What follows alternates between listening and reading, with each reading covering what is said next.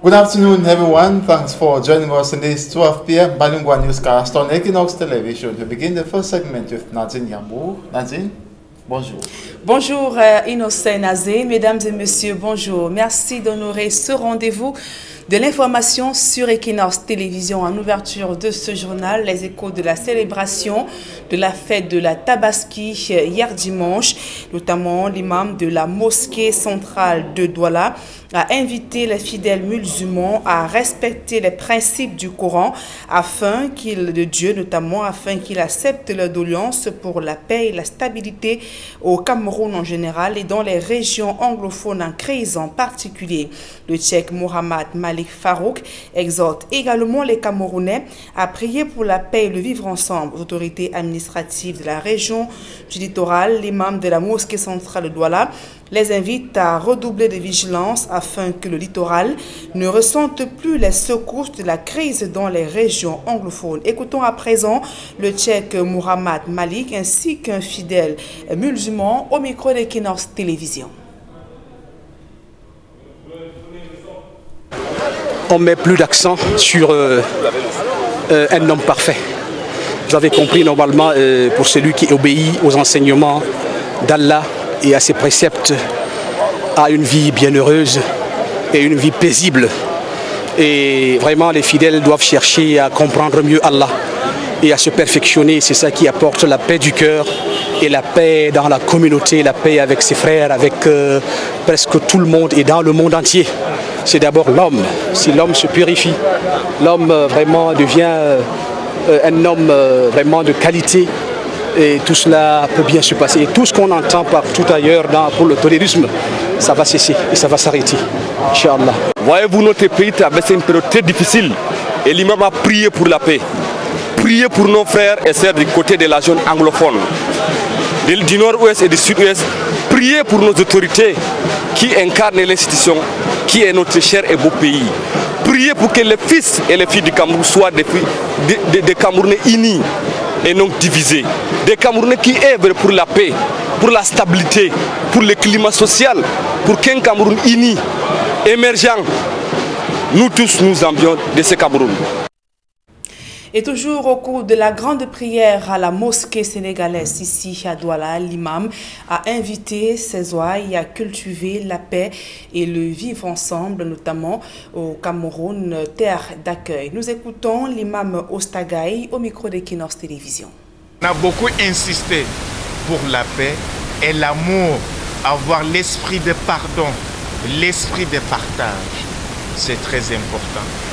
J'ai même dit tout à l'heure dans le hadith que sallallahu alayhi wa sallam a dit, savez-vous que la bonne parole et le pardon vaut mieux que le sacrifice, vaut mieux que le sadaka, vaut mieux que donner une aumône à quelqu'un. C'est la parole qui détruit, c'est la parole qui construit. C'est très important. C'est pour ça que la fête du mouton, c'est une occasion en or. Nous les prédicateurs, comme je le suis prédicateur, de dire aux frères et sœurs, comme tout le monde y vient le jour-là, pour leur dire comment on doit se comporter, avoir le bon comportement. Et précisons que cette journée de lundi férié est chômée sur l'ensemble du territoire national en raison de la fête de la Tabaski célébrée hier dimanche par les fidèles musulmans. C'est une application de la loi sur les régimes des fêtes légales. Tout autre chose à présent, et on parle politique après le scandale lié à l'accaparement des terres camerounaises par les expatriés. Le SIF condamne avec la dernière énergie l'opacité et le camouflage entretenus par le gouvernement sur cette affaire. Réunis à Douala au cours d'une session du NEC, ce parti politique d'opposition exige la mise sur pied d'une commission d'enquête parlementaire pour faire la lumière sur l'ensemble des terres concédées par l'État aux non-nationaux. Et précisant, dénonçant également le scandale du riz stocké dans les magasins de la Sémérie. Le SIF s'insurge contre la mise à mort programmée d'une entreprise et les métiers connexes liés à la production du riz. Précisant que la rencontre était présidée par le chairman du SIF, Nidjon Frondine. Le président national du Social Democratic Front, qui a reçu le prix de l'homme politique de ces 29 dernières années au Cameroun, a saisi l'occasion pour rendre un hommage appuyé et particulier au président directeur général d'Equinox Télévision, Séverin Tchonke. Le SIF a également condamné le chantage, tentative de laborieuse de musellement des médias capitaux privés, dénonçant avec énergie les propos liberticides du ministre Paul Atangandi et encouragé les journalistes qui se battent chaque jour pour informer les Camerounais à persévérer dans cette démarche républicaine. Au regard des travaux controversés à la pénétrante est de la ville de Douala, le SIF exige la démission du ministre des Travaux publics et appelle, après cette déclaration publique scandaleuse, et la mise sur pied d'une enquête parlementaire. Et le calme est de retour à Bangourène, 8 mois après les attaques des groupes armés. Dans cette localité du département du Noun, les incursions des activistes séparatistes avaient fait des blessés graves. Et malgré la sérénité retrouvée, la population se montre de plus en plus méfiante.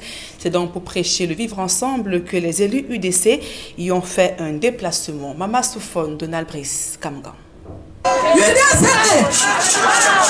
La vie a repris son cours normal à Bangoran, l'un des 9 arrondissements que compte le département du Noun dans la région de l'Ouest. Mais ici, l'on n'a pas oublié les blessés enregistrés lors des incursions des groupes armés séparatistes opérant dans le nord-ouest voisin. À la suite de ces attaques survenues au mois de décembre 2018, un climat de méfiance s'est installé chez les populations. L'Union démocratique du Cameroun, ici dans son fief du Noun, initie cette mobilisation afin de rassurer. Nous avons aussi fait savoir à nos militants qu'il était important qu'ils comprennent que le message de l'UDC, c'est un message de paix, c'est un message d'unité nationale, parce que nos pères fondateurs nous avaient déjà montré cette direction et qu'aujourd'hui, si nous en sommes arrivés là, c'est du fait de la mal-gouvernance, c'est du fait de l'inertie, c'est du fait de la non-concertation.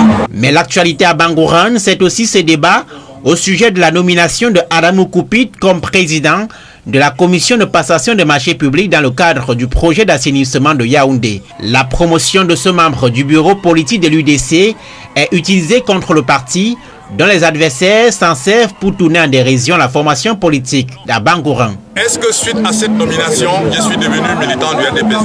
Non. Est-ce que suite à cette nomination, j'ai décidé de ne plus faire la politique? Non.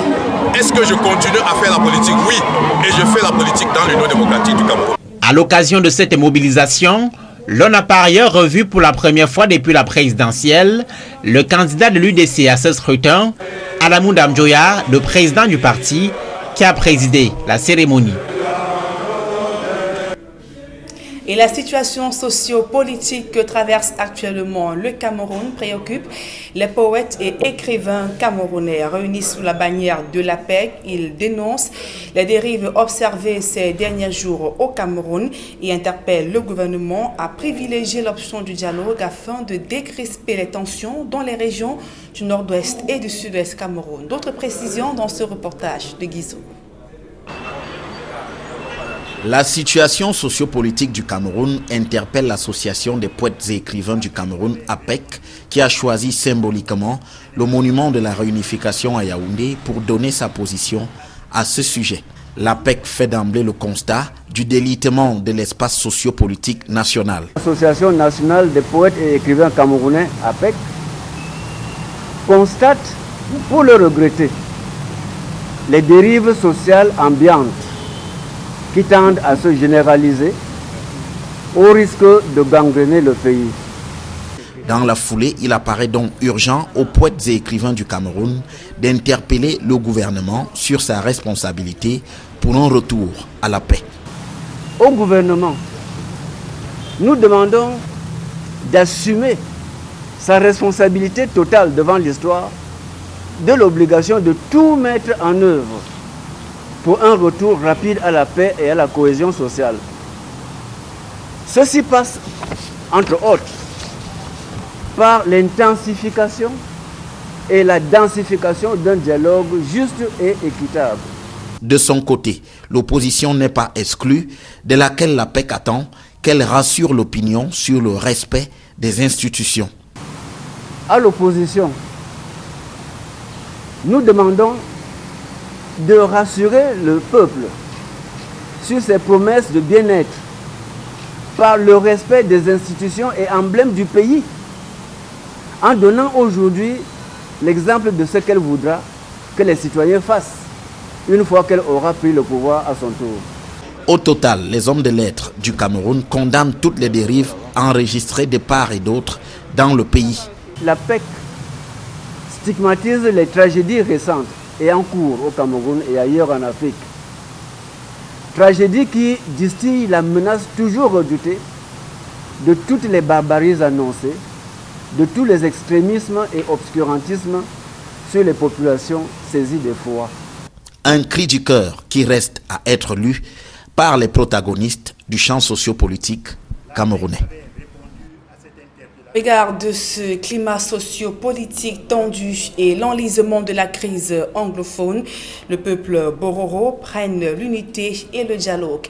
Les membres de cette communauté ont saisi l'occasion de la célébration de la journée des peuples autochtones pour appeler à la fin des tensions dans les régions du nord-ouest et du sud-ouest Cameroun. Évocation dans ce reportage d'Emmanuel Diop et de Gizogo une fois de plus. La journée mondiale des peuples autochtones vient d'offrir aux Bororo du Cameroun l'occasion de marquer une halte à travers une journée de réflexion et de divertissement à Yaoundé. Si l'on fait le constat que nombre de points positifs sont enregistrés en faveur de cette communauté, néanmoins, la crise anglophone reste une difficulté majeure. La sensibilisation est là, on envoie les enfants à l'école et il y en a ceux-là qui ont commencé à intégrer dans les administrations publiques ou privées, mais aussi la crise dans le nord-ouest, comme vous le savez, il y a une communauté de Bororo issue du nord-ouest, ce que beaucoup de Camerounais ne savent pas, donc ils sont butés à l'insécurité qui sévit dans le nord-ouest et le sud-ouest. Du côté des femmes Bororo, le même constat de nombre d'évolutions est fait, même si des pesanteurs persistent. The situation of Bororo women has changed greatly in Cameroon because today you find so many Bororo women who have been to school. Some of them are working in various sectors in the public sector. Some of them are working with private companies and private sector. Some of them are in the university. So many girls who are in the university, unlike days back. So many days back, you will not find so many indigenous Bororo girls in school because they were suffering from this issue of keeping the girl child in the house, believing that her place is in the home and in the kitchen. And then they were not sending them to school because also of early and forced marriages. Au-delà de tout, il est question chez les Bororo de travailler à consolider la culture de ce peuple autochtone, notamment la préservation de la langue, thème choisi par les Nations Unies cette année.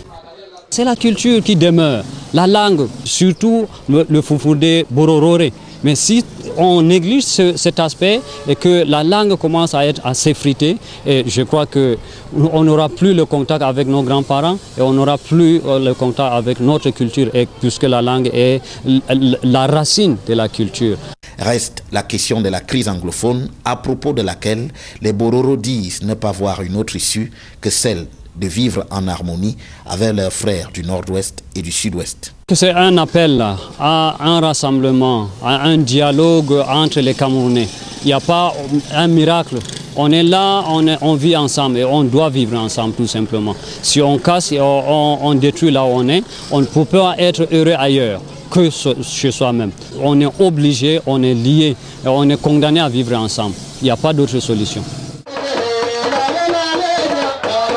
La population Bororo, qui célèbre la journée mondiale 2019 des peuples autochtones, est d'environ 2 500 000 personnes au Cameroun. Et les peuples Baka, pour leur part dans la région du Sud, revendiquent la sécurisation de 60 000 hectares de terres de forêt pour leur activité de survie. Un cri de cœur lancé toujours à l'occasion de la célébration de cette journée des peuples autochtones, des populations plus que jamais victimes de la violation de leurs droits coutumiers fonciers. Marcelin Gansop, reportage. Contre les atteintes Suivant donc ce reportage de Marcelin Gansop, je vous le disais, les peuples Baka de Mintom dans la région du Sud revendiquent la sécurisation de plus de 60 000 hectares de forêt pour des activités de survie. Un cri de cœur lancé à l'occasion de la célébration de la journée des peuples autochtones. Reportage Marcelin Gansop.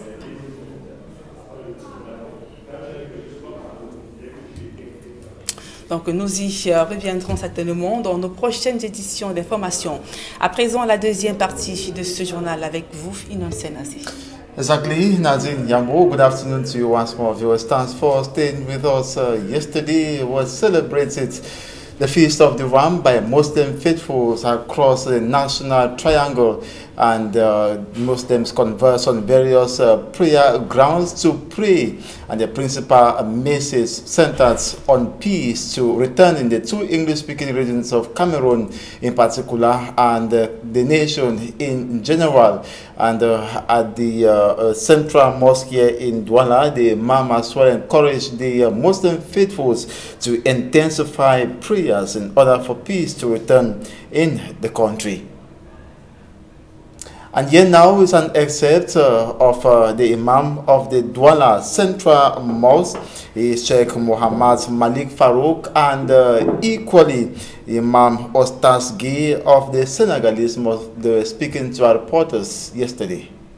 Without peace, we cannot do anything. Peace is important. That is my message. That is my message. It's very, very, very, very, very important. What I'm saying now is that we, what we call a prédicateur in French, that means we have role, the positive role for the Muslim people and the women and men, to tell them we need peace, to tell them they have to, the good behaviors, that means comportement, the good behaviors, to not say anything. When you want to say something, you have to think in your mind what you are saying, what you are going to say is good, is bad. The mind, you know that what we're saying every day is we have a correct Muslim, a perfect Muslim who knows Allah, who knows his brother, who can conform himself with all the nation of his country, inshallah. Okay. In the northwest region of the country hit by the Anglophone crisis, Muslim faithfuls braved the odds as gunshots to converse on the Old Town prayer ground in order to pray for the return of peace in the two English-speaking regions. They were accompanied by Mustela and Northwest Regional Correspondent. Her report. Muslim faithfuls wake up to prayers in the early hours of this Sunday to celebrate the feast of the sacrifice. In their numbers and colorful outfits, the young and old troop into the Old Town prayer ground to perform their acts of sacrifices to Allah while hoping for answered prayers. This section of the prayer ground is reserved for women, and Haja Patu is one of them. We are begging Allah and crying that Allah should solve our problem, because there are people dying in the bushes, and people, they are not having food, they are not eating, so we are inside problem. We are crying for Allah. The celebration this year is marked by growing insecurity in the two English-speaking regions of Cameroon, and the faithfuls are concerned. So we repent and pray God Almighty to help us, all the Muslim community and the entire country, the leaders of this country, to see that the peace return to Northwest and Southwest, and in general in entire Cameroon. As Muslims continue to feast in their hopes are to see their land gain lasting peace and stability. I have been praying, and which I still do, that God should guide all of us and protect our country, grant us security not only in the region but the entire country, and why not the world over. A symbolic ram is slaughtered at the prayer ground as Muslims wish each other Barakada Salah. Have a wonderful feast. Thank you very much. And the fanfare celebration that existed before was not witnessed during the celebration of the Feast of the Ram this year in the two English-speaking regions of Cameroon, in Bamenda in particular. Mostella visited some homes and tells us this. The Feast of Sacrifice is a celebration marking the end of daytime fasting during the holy month of Ramadan. Muslims gather to pray, wishing good health for each other and enjoying delicious food. I did my drawings. We thank Allah for seeing this day. Many of us have not seen this day, so we give the all graces, all thanks to Allah. Faced with hardship as the crisis deepens, Madam Amina Seydou celebrates with her children, starting with the morning prayer at the Old Town Prayer Ground. But in the midst of the holy month, the conflict in the two English-speaking regions of Cameroon remains on their minds. No, I never make them because this year over strong. So I wish Allah make this year fine for we Muslim women and our brothers and sisters. Make this year fine. Make this thing where they fight so me the crisis finish. Me all these things then finish. The almost 3 years conflict, also known in some areas as the struggle, is still causing many to flee their homes, while others are losing their lives. Despite the Cameroon government's measures, among them the putting in place of the Center for Disarmament, Demobilization and Reintegration, peace seems nowhere in sight. Many are of the opinion an inclusive dialogue is the way out. The majority of parents in the Northwest and Southwest regions hope for the moment when they will be able to raise their children in a peaceful environment. Members of the National Executive Committee, NEC of the Social Democratic Front Party, have threatened to boycott the parliamentary session in November. They call on the President of the Republic, Paul Biya, to put an end to the armed conflict or to the war that he declares on Anglophone separatists and equally create a favorable environment for school resumption next academic year. They equally mentioned that the head of state declared the war, which has today caused regrettable consequences. More in the following report. Main focus of the National Executive Committee meeting of the Social Democratic Front Party Saturday in Douala was on the Anglophone crisis. Chaired by the party's national chairman, Nijon Funzi, the NEC meeting aimed at reminding the national and international communities that the ongoing civil war in the two English-speaking regions was declared by the President of the Republic, Paul Biya, on the 30th of November 2017 at the Nsimalen International Airport on his return from an official trip to Abidjan. The NEC members also highlighted in their position statement that this declaration of war sparked a spiral of violence which has led to disastrous consequences: maiming, rape, torture, kidnapping, mass killings, looting, destruction and torching of schools, hospitals, houses, and the razing of entire villages. These acts, according to the SDF, have caused thousands of casualties and the displacement of persons who today are refugees and internally displaced persons, paradoxically fulfilling the sacred assimilation agenda of Anglophones, especially the annihilation of the educational and common law systems. Nijon Funzi's party calls on the head of state Paul Biya not only to bring the civil war to an end, but also provides a definite solution that will create an enabling environment for children to return to school in September 2019 and for elections to take place, failure to which the Social Democratic Front shall be compelled to withhold its parliamentarians from attending the November 2019 session. That if elections are convened and held under the present circumstances, the party will not participate, and this will tantamount to breaking the country into two. SDF says it acknowledges the existence of the Anglophone problem, which has unfortunately pushed Anglophone separatists to take up arms, but urges them to exercise restraint. On the other hand, the SDF calls on the CPDM senators, CPDM members of the National Assembly, CPDM mayors and CPDM councillors of the Northwest and Southwest regions who have exhibited disturbing indifference and support to the oppressive government irrespective of the frustrations and atrocities inflicted on the Anglophone people whom they purport to legitimately represent, to stop using the Anglophone problem for political ends.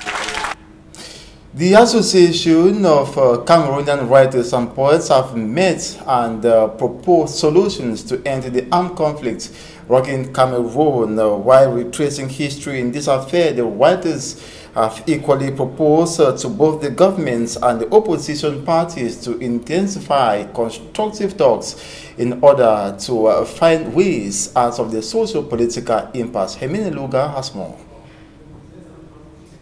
The present socio-political challenges rocking Cameroon is not just a priority talk to the government. It is as well a worrying factor to writers and poets who have retraced the reunification history of the country, taking it as a pretext to brainstorm on suitable proposals to restore serenity in the affected regions in particular and the country as a whole. Pabe Mungo, president of the Association of Poets and Writers in Cameroon in the course of your recent gathering, points out the responsibilities of the state with regards to the ongoing crisis in the country. Au gouvernement, nous demandons to the state, we request it to take its responsibilities in retracing history and to put all in place for the return of peace and social cohesion, and this should be done via equitable dialogue. He further reiterates a peaceful atmosphere should have existed in case the opposition on its part took into consideration while respecting the country's institutions. À l'opposition, nous demandons to the opposition side, we request them to reassure the population and respect the country's emblems. They should be exemplary to the community. So far, it has been remarked the crisis in the northwest and southwest regions is impacting the entire country and has so far fragilized Cameroonians. The writers conclude the exchange calling on both administrators and the civil society to work in accordance for definite solutions to the pending problem. The mortal remains of the Chief of Cabinet at the Southwest Governor's Office has been released to rest. That was precisely at the St. Anthony Parish in Kwendas in Bamenda. And Derek Jato, our Southwest Regional Correspondent, was at the Boya Regional Hospital mortuary during the corpse removal, and he captured the situation on ground before the corpse was evacuated to Bamenda for burial. His report. The Tangwa family has lost a son, and at the same time a vacuum created at the office of the Southwest Governor. Mr. Tangwa Stephanus was the Chief of Cabinet at the Southwest Governor's Office. His boss, Governor Bernard Okalia Bilai, says Mr. Tangwa Stephanus was a perfect breed for nation building. He was duty conscious, serious, jovial, kind-hearted, peaceful, and above all, a loving person. On this occasion, permit me to share credit by conveying to the Benin family and beyond, to the people of Road, Kinkukai, Umo, and Wikivision, the feelings of solidarity of the administration. The massive crowd at the mortuary of the Buea Regional Hospital and at the Church of St. Anthony of Padua during a special mass offered in his honor was a true testimony of a man who was ready to go along with everyone. The corpse of Mr. Tangwa Stephanus finally left Buea for Bamenda, where he was buried at the cemetery of St. Michael Catholic Parish in Kwen. Mr. Tangwa Stephanus died last August 4, 2019 in an accident in Buea. And that's it for this 12 p.m. bilingual newscast on Equinox Television. Thanks so much for watching. Do join us at 4 p.m. Yambo à 16h. Merci Innocent Nazé. Fin de ce journal. Mesdames et messieurs, merci pour votre aimable attention et passez d'agréables moments en compagnie de nos programmes.